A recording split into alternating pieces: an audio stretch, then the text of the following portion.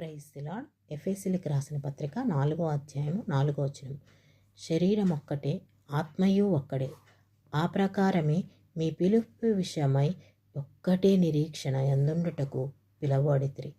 ప్రభువు ఒక్కడే, విశ్వాసం ఒక్కటే, బాప్తీసం ఒక్కటే, అందరికీ తండ్రి అయిన దేవుడు ఒక్కడే. ఆయన అందరికీ పైగా ఉన్నవాడై అందరిలోనూ వ్యాపించి అందరిలో ఉన్నాడు. అయితే మనలో ప్రతివానికి క్రీస్తు అనుగ్రహించు వరము యొక్క పరిమాణము చొప్పున కృప ఇయ్యబడెను. అందుచేత ఆయన ఆరోహణమైనప్పుడు చెరను చెరగా పట్టుకొని పోయి మనుష్యులకు ఈవులను అనుగ్రహించినని చెప్పబడి ఉన్నది. ఆయన మీకోసం, నా కోసం, మన పాపముల నిమిత్తమై శిలువ మీద చనిపోయారు. ఇదే రక్షణ దినం, ఇదే అనుకూల సమయం. మనం ఆయన చెప్పిన మార్గంలో నడుద్దాం.